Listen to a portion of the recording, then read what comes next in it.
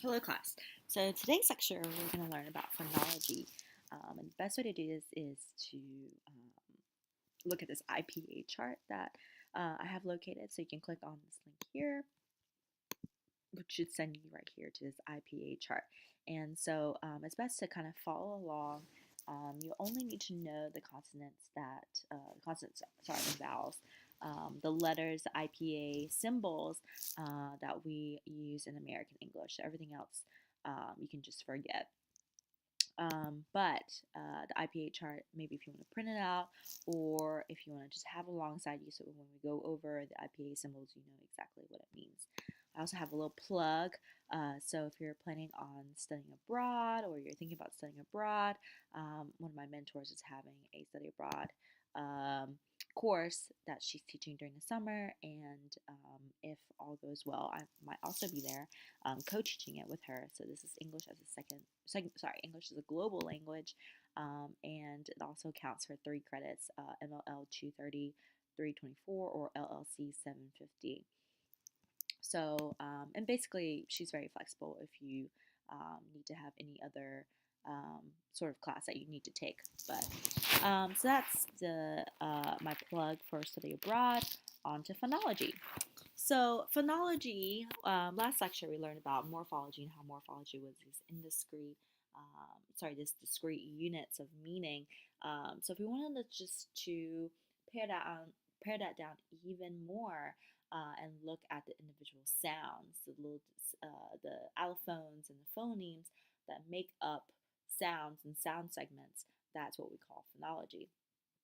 So again, I want to show you a video, but YouTube likes to take down all of my videos for copyright infringement, so you can watch this on your own time. But this is the McGurk effect. And this phenomenon happens often when we are watching a movie, or like if you've ever been to Honey Pig in Ellicott City, they always show these Korean video pop music, right? K-pop music videos. And the McGurk effect says that when you watch certain movie or something with a foreign language and they have English subtitles or whatever subtitles that you like to watch it in, you think that you understand the language. So all of a sudden you're watching a telenovela in Spanish and you read the subtitles in English and you say, "Oh wow, my Spanish has improved," or I can understand everyone now, and this is amazing. Well, not quite. I mean, your Spanish may have improved, your Korean may have improved by watching Korean dramas, but it's more likely the fact that your reading interacts, your visual components interact with the hearing components. And so it's more likely that you're kind of in between this interchange. And it's less likely that you are actually fluent in the language just by watching the videos. But in the past, that has happened. So, how would you pronounce this word? Some people have said it's Godi, it's Gaudy. But actually, if you break it down, this word is pronounced fish. And you're thinking, how does this mean fish? I don't see anything. Well, it's pronounced as fish because you take the GH from pronounced like as in tough, the O pronounced like an I as in women, right? And the T pronounced as a sh as a nation, right? So um, that's because in the English language we have certain visual representations of sounds that don't really correspond to the sounds in which we make them. I think other languages like such as Spanish has a very like reading a word in Spanish, you can automatically understand the pronunciation. But English is something that's very difficult, especially if you're trying to learn it, because there's not a one-to-one correspondence between sound and what you see visually. So to come back to different types of or to try to understand how people pronounce things, well, we have what's called the IPA, the International Phonetic Alphabet, also a type of beer if you're 21 and up. But this is kind of the IPA chart that's also listed in what you have on the document. So some of the letters you'll notice look exactly like the letters in English, but other letters look very different. And so really, if you're ever confused about what a letter sounds like, you can go on to Wikipedia And you kind of scroll down to where the IPA chart is, um, right here. And if you ever have any doubt about what something sounds like, you can just click on the letter. So for here, this is a bilabial nasal. So let's click on that, and then you'll see this little sound. You can listen to it. So of course, a bilabial nasal is an M. Ma, a ma. And then, that's what we have in English, right? And T and D, S and C, these are things that we have in English and we have in English. But there's other sounds that we don't have. So, for example, like an uvular fricative, voice uvular fricative, and it's used in some languages. If you scroll down, it tells you all the languages it's used. So it's used in Basque if anyone speaks Basque, Dutch, some dialects of English, not American English, I should say, when I talk about English. Um, so you can kind of figure that out, and then if you listen to it, Ra, a ra. so it's like an R, it's like a trill, but it's pronounced in the very back of your mouth. Ra, a ra. So you can just kind of play around and like try to see what these sounds sound like. But if you're ever confused, you can always go onto the Wikipedia page, which is very, very nice. Um, so the IPA is just to help guide you through, linguists are trying to figure out, if a certain person says something, how do I write it down in a way that people will understand, and internationally, because, it's very biased towards one dialect or one language. And so they try to create this alphabet that people could do independent of whatever languages you use. So whatever sounds that you produce could be represented in this visual form. So let's go over to consonants. And of course, we'll only mostly go over the consonants and vowels used in American English. So let's talk about voice versus voiceless. And so if you look on your chart, um, the differences between voice and voiceless are whether or not it's located on the left of the box versus the right of the box. So, for example, the right of the box, B is a voiceless sound, right? Or sorry, it's a voice sound. So everything on the right of the box is voiced. So D, N, R, these are all voiced. Z is voiced. G is voiced. Ing is voiced. Okay, so everything on the right is voiced. Everything on the left would then be voiceless. So P is voiceless, T is voiceless, S is voiceless, um, K is voiceless, right? So again, everything on the right is voiced, everything on the left is voiceless.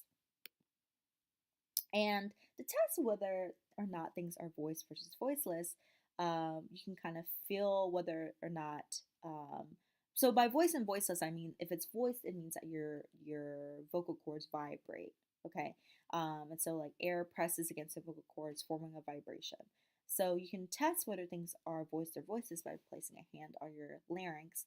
Well, they called it Adam's apple, but I always thought that was sexist. So your Eve's pear, if you will. You can feel your voice box vibrating, or if it doesn't vibrate, it's voiceless.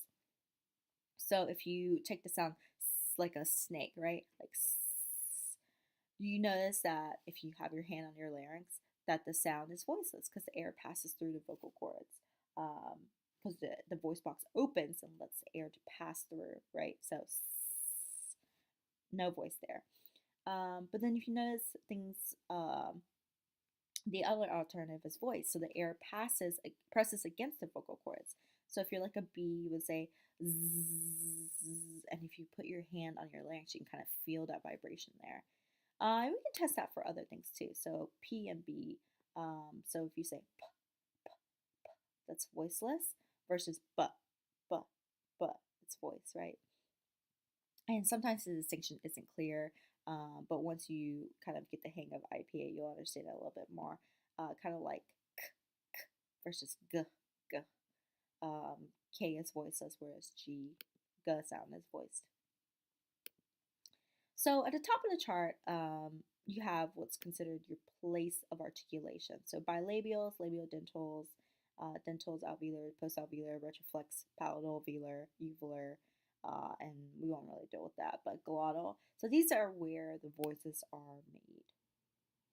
And they are also corresponding to your mouth. So this is like an imprint of your mouth. This is from the Yule chapter.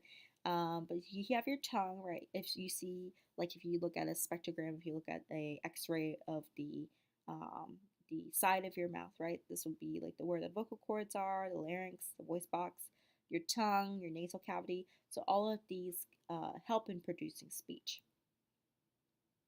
So let's start first with bilabial. So bilabial means two lips, right? So, and you produce these sounds using both of your lips. So for example, bomb, if you say bomb, bomb, right? You can notice your lips um, moving together. The next one will be palm, right? Palm, right? Then we have mom. So you see how b, p, and m are formed with both of the lips touching each other. So of course, bomb and mom, if you look on the chart, are both voiced, whereas p is voiceless. So, and if it doesn't have like a partner, so for example, M doesn't have a partner, and that's because like M can't be pronounced without some sort of vocal vibration of the chords. It would be very, very, very difficult for it to be voiceless, and so it doesn't really have a partner. Um, and it's a nasal consonant, so everything that's nasal is usually voiced. So we have the bilabials. Next up, we have labiodental. So, like the name suggests, labial means lips, dental means teeth. So it means that your teeth are touching your lips. So here we have f, right? F for fan and v for van. You can already see that F is voiceless and V is voiced. So we'll check that on the chart.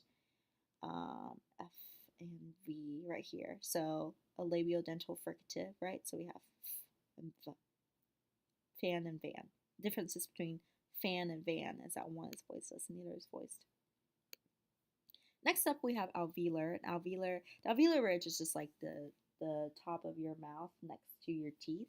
So every time your tongue touches the roof of your mouth, it's t as in 10, d as in den, s as in sensei, z as in zen, and n as in none. Okay, so t, d, s, z, n. You can kind of figure out how uh, your tongue touches the roof of your mouth to make those sounds. We know that t is voiceless, d is voiced, s is voiceless, z is voiced, and then n is also voiced because it's a nasal consonant. And you can double check that, right? The T is voiceless, the D is voiced, N is voiced, S and Z, right? So differences between like sen versus zen, zen, is that one is voiced and the other one is voiceless. Then we have interdental consonants. So interdental just means that your tongue goes in between your teeth, okay? So in American English, we have what's called the TH, and so this is the TH sound, like th, right? So there's a differentiation between TH, whether it's voiced and voiceless. So if it is voiced, it pronounces words like loath, thy, there, either, whether, lathe. So it's in between these different vowels, and that's what makes it voiced because vowels are always voiced. And if you have any sort of confusion, of course, you can go back onto the Wikipedia page and try to figure it out, try to listen in. za. So you can see how that would be voiced versus the theta, which is voiceless. Sa, asa. Za, za. Sa, asa. So you're both making the TH sound, but one is voiced and the other one's voiceless. So the voiceless one would be three, thigh, through, wrath, ether, Matthew. Okay, so this is more commonly found in a lot of words, but you don't really voice like three or thy, right? So it's something that doesn't really have any voicing. It's voiceless. So again, if you have any questions, it would be best to like go onto the Wikipedia page, consult other websites on the internet, try to figure out the differences between the different consonants. Palatals, So palatals will be things like sh. So this shape, right? So we're getting into consonants that have less like English orthography. So it's less Englishified and more these like weird-ish symbols, different symbols, right? So we have this like squirrely S or like an F, and this is the sh sound, shampoo, right? And then we have a T and a sh sound, right? So this sound is pronounced by making two sounds, right? So it might not be on your sheet, and that's because you're making a sound based on two sounds. So it's got like a double sound. So if you say t and sh, t sh, t sh, you pronounce it like ch. So it pronounces a ch sound like church. And same thing here. This sound right here is j. So like a lot of like French origin. So lots of French words like chaque, right? Je m'appelle, right? So the sh sound for vision. If you add a d before it, becomes j, j, j, j, j, j, j, j, j, j. So it pronounces as a j sound. Not to be confused with the actual J, which is actually a y sound. So some of those sounds might be a little bit confusing because they're very different than the sounds that we would make in American English. So also be careful about that. Up next, we have the velars. The velars are pronounced with the tongue in the roof of your mouth and the back of your mouth. So we have k as in cat, g as in gun, and ing as in song. So like anything that again ends in like an ing, ang, ong, ung is with this engma. It's called engma. So if you look again on your sheet, you see that the velars k is voiceless, g is voiced, the engma is also voiced. So anytime you pronounce k, it's also pronounced in the back of your mouth. So try saying k in the front of your mouth. It wouldn't work out, right? Because it's always pronounced in the back of your mouth. Then we have some more. We have a glottal. Okay, so glottal is it's pronounced in the very, very, very, very back, right next to your vocal cords. And your vocal cords are held tightly together, allowing air to escape, but it's very tight. So, for example, to make the H sound, you have hat and how, right? It looks like a question. So, the symbol looks like a question mark, but it's the glottal, right? It's glottal, glottal stop. Hat and how. So, very, very, very back of your mouth.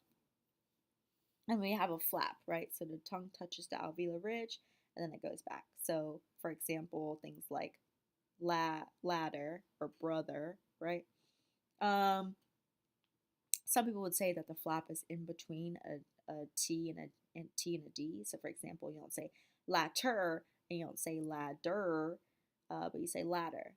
So it's very, very in between. So for the unsocialized ear, it could sound like a D, but really it's a flap.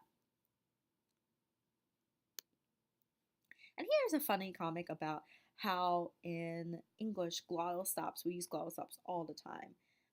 So a lot of the accent, the Cockney accent and mid-word T's, we associate that with a glottal stop. So for example, in Standard British, they would say glottal. In American, we would say glottal, right? And in Cockney, they say glottal. So it's they're saying a sound there. It's glottal. It's a glottal stop. It's in the very back of your mouth. But if you speak with a standard American accent, if you have any American accent, you use glottal stops all the time. And you usually use it when you have two two stopped consonants together in the same succession. So for example, mint condition, right? Try saying mint condition, mint condition. You don't say mint condition, right? You don't really stop to say the T, say mint condition. And that's because the T kind of disappears in the back of your mouth, becomes a glottal stop. Pet dog, pet dog, pet. You don't say pet dog. Let me see your pet dog, right? So it's a glottal stop that kind of disappears in the back of your mouth. As the person says, oh my god, I'm like a Dickens character. So go ahead, try pretty much anytime T is followed by a consonant, you're making a glottal stop. So rat, trap, rat trap, rat trap. Elephant gun, internet porn, elephant gun, rat trap, internet porn, right? So all of these T's, you don't say rat trap or internet porn, right? it always disappears in the back of your mouth.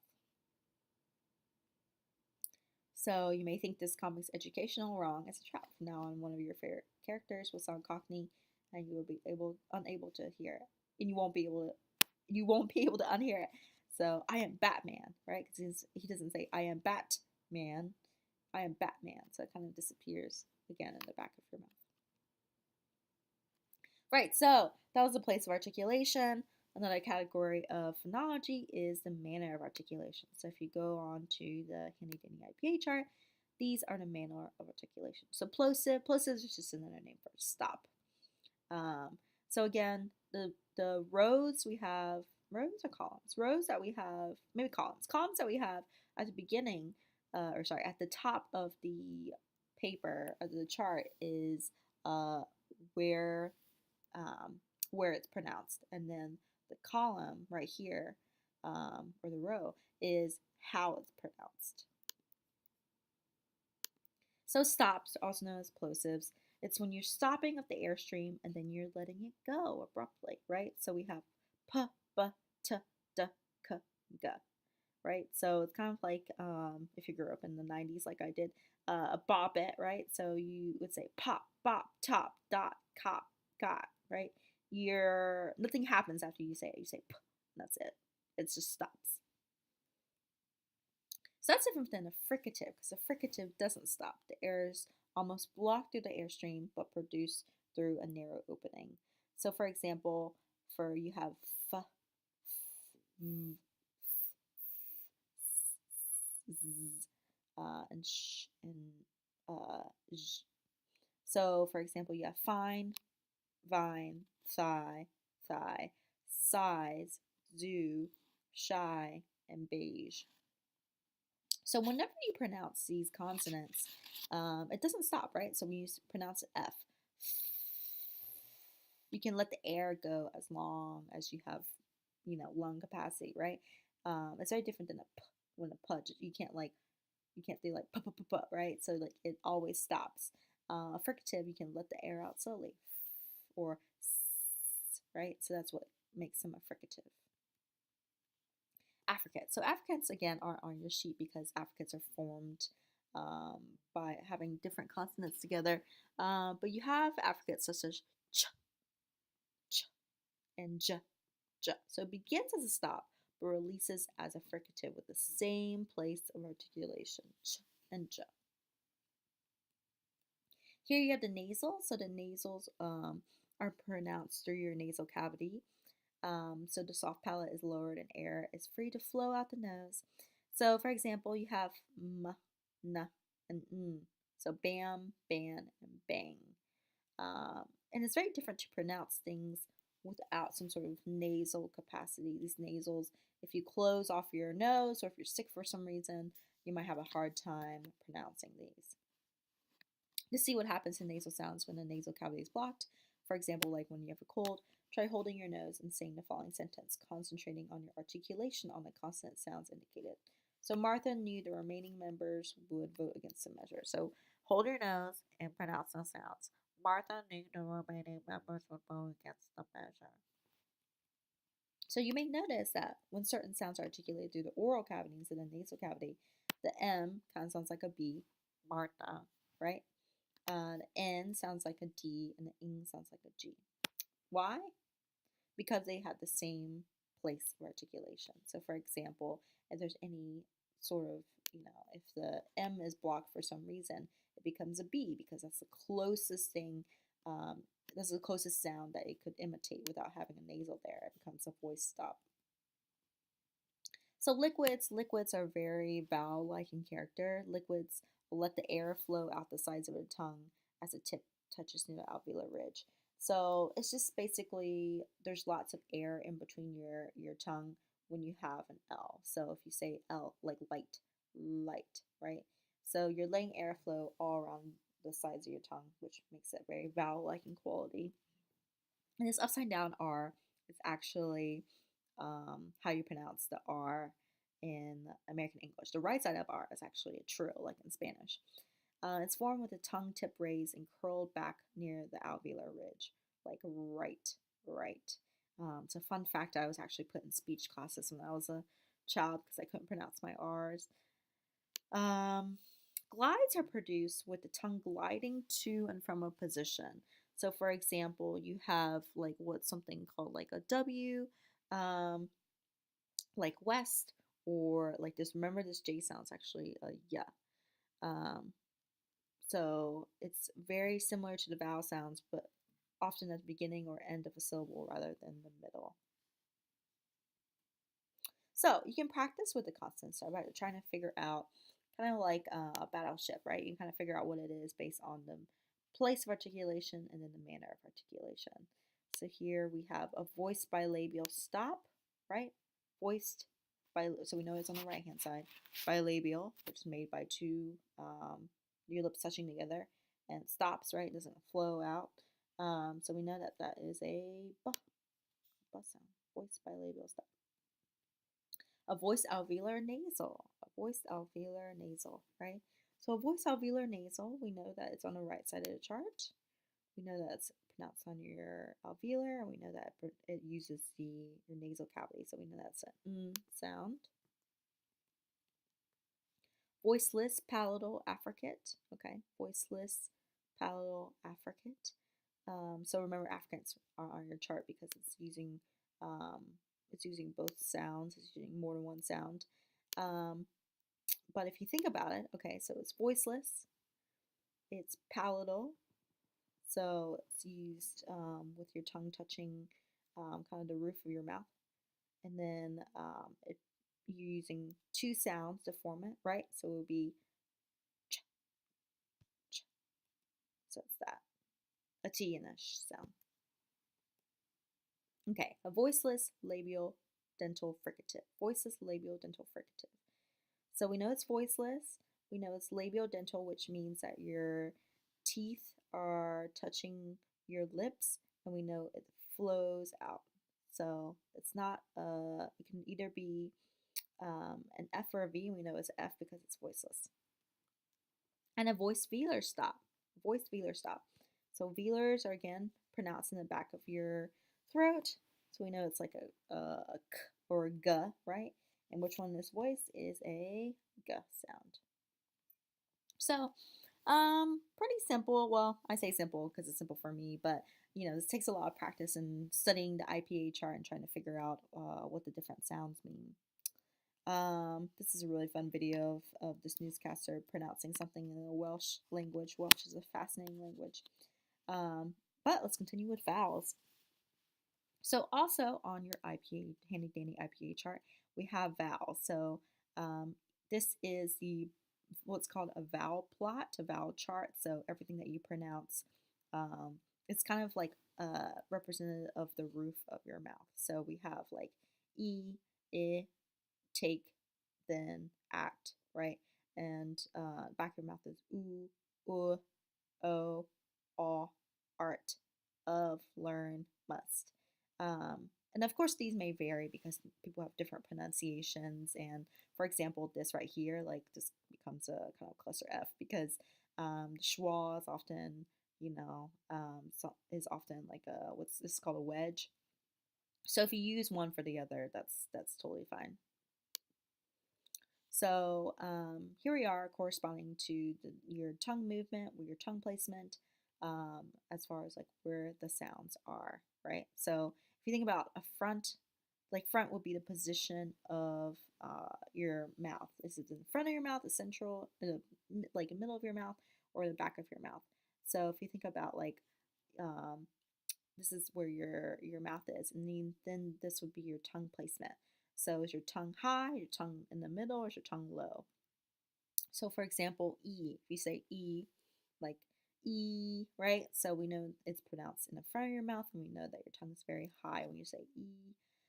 So I know you're thinking this is I, but this is actually like the E sound as in Spanish. So from vowels, E, we have bead, need, and cheese. So more like the I in Spanish, like if you say listo, right? So kind of complicated. Again, doesn't really correspond well with English orthography, but that's okay because IPA tries to make it a little bit more equal and not just focus on English all the time. Here we have like a capital I. This doesn't look like it because of my font that I think I'm using, which I think I'm just going to change the font. Um, it's a capital I, so this is used in bit, rid, women. For lack of a better term, it's like the short I, right?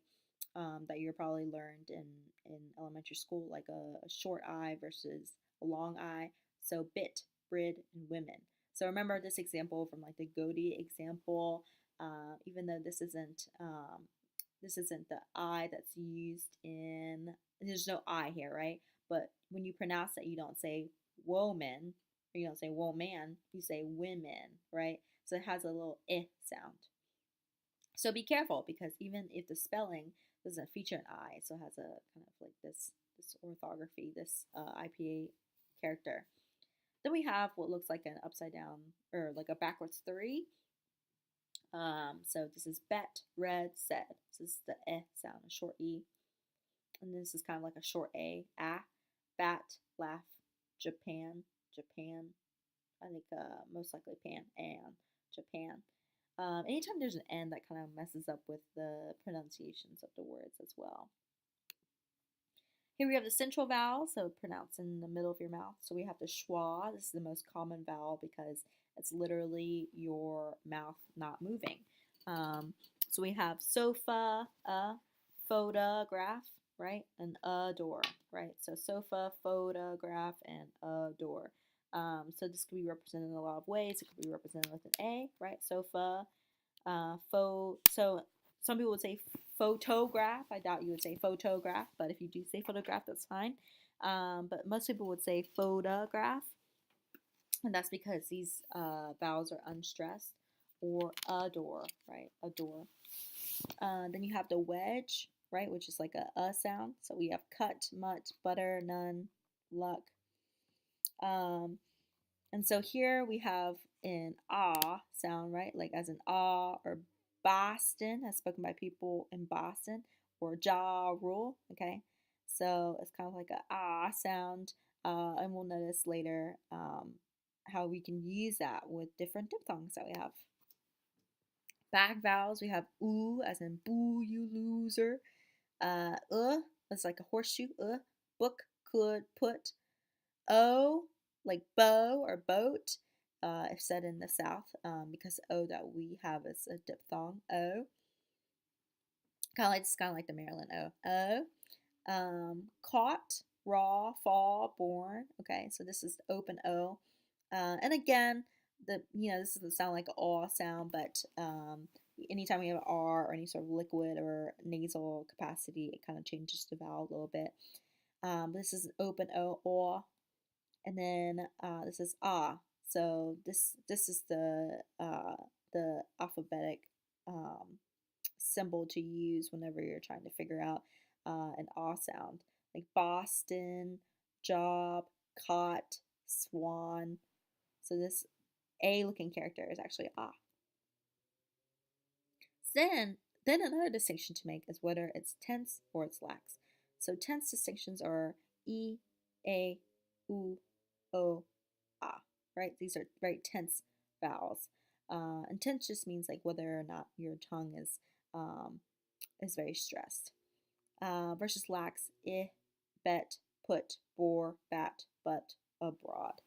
And so there's, depending on the different tense or lax distinctions or where it's produced or how it's produced, you can always try to figure out what the vowel sounds like. Moving on to diphthongs. So diphthongs means, of course, two thongs or two vowel sounds. So here we have I. Okay, so it's pronounced with the ah, right? Ah, and then e. Ah, e, I, right? So you see how these sounds are pronounced. So I spy my eye, giant pie in the sky, right? So you might think it's one sound. You might say like, no, I say I. That's just one sound, right? But it's actually two sounds. I. Up next we have ow. So we have ah again. Ow. Ooh, ow, ow. How now, brown cow? How now, brown cow? So this, again, another diphthong. This is two sounds in one. Next up, we have a. So you pronounce like e, a. Hey, Monet. Bait, eight, great, late, shade. Okay, a. We have O, so it's an O sound gliding into an oo. Okay, so O is pronounced in the back of your mouth. So boat, hope, soda, throw, mow, right? So differences between this boat and the last boat that we saw is this boat is more like a diphthong. It's more likely how people would say when they refer to a boat, right? Whereas the last one, it just had an O by itself, and so they would say boat versus boat, right? Because that's a diphthong, boat. We have oi, so we have boy, noise, choice, oysters, open o, oi, oi. So the back of your mouth gliding into the front of your mouth, oi.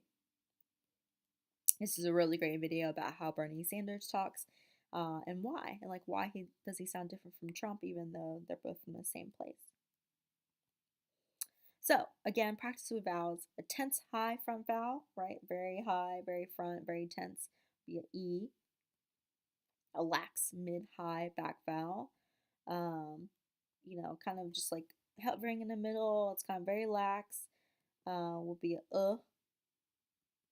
A lax central mid vowel, also known as the most popular vowel, will be a schwa, an It's like as my teacher said in the beginning when I was studying to be a teacher. She said it's like if someone punched you in the gut, right? You say So this is the most common vowel. An unrounded back vowel. So rounded just means that whether or not it's like pronounced in the very back of your mouth, and you have like a rounded your lips are rounded when you say them, but so this isn't really an important distinction or a distinction I make, but an unrounded back vowel would be an ah, or a diphthong that starts with a lax mid-low back vowel and then glides to a tense high front vowel. So that would be an oi. So you can go through and practice with the IPA chart and also consult a Wikipedia page if you have any questions. Well, let's do some practice with transcription because you're going to have to transcribe some things for your assignment. So try to transcribe the following. So you have a g, you have a hook sound, so that's a and then this is a d. G, d. So we have good. This is k. Here we have a diphthong, so it's ow, ow. We have n, we have s and l. So this is council, council. Here we have, sorry, I'm going to just like delete these. Here we have a. Don't forget the R is a flap, okay? A, I. I'm going to make this into, there we go. A, I, ch, ood. So attitude, attitude, right? So a flap, again, is kind of in between a T and a D, like ladder or butter.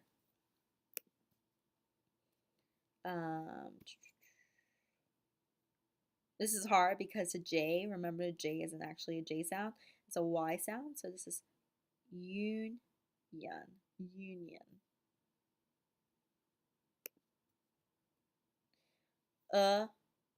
Again, again, again. Some people say again with the backwards E. That's totally fine. So, so the phonemic rules, they actually play a bit of difference when we're talking about different dialects. So for example, in Southern English, some speakers would say bite, rice, ripe, and wife, but they'll say also bad and rice and bribe, right? So what's the rule? Why would they say bite like an I, but then they'll say as in bad? What's the difference between this and this, a T and a D? Well, if you look back on your chart, differences between a T and a D is that one is voiced and then the other is voiceless. And that's really the distinction. So in between, in Southern English, some Southern speakers, if they have a T sound, if they have any sound that's voiceless consonant, the vowel would sound like an I. But if it's voiced consonant, the vowel would sound like an ah. And this is also a very good video, although it features Kevin Spacey. I'm so sorry. About like the differences in Southern English and why they have different pronunciations. So your discussion question, try your hand at typing an IPA. So write at least 3 sentences. Here's like a keyboard for you if you need any help, because some of the symbols they don't have in English. So for example, I put, hi, I'm Professor Chung and I teach linguistics. If you learn IPA, you can understand what this means. Okay, so kind of hard and it might take some work, might take some extra effort, but people like to learn IPA or use IPA, and when they're typing other people, or like any sort of like Wikipedia page that you come across, they'll always kind of use um, IPA. And so you kind of, need a dictionary. You understand now what these symbols mean. So remember, there's many interpretations depending on your dialect. So if you don't think that, if you get it wrong, that's okay. Like for example, I put professor, right? But some people put like professor.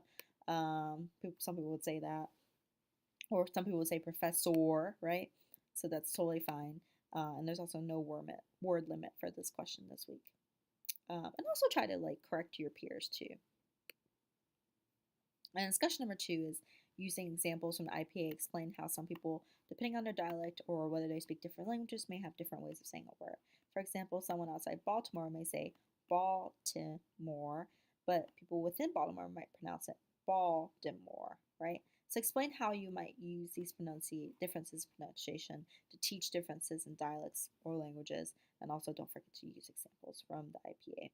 And we will just skip over phonological processes.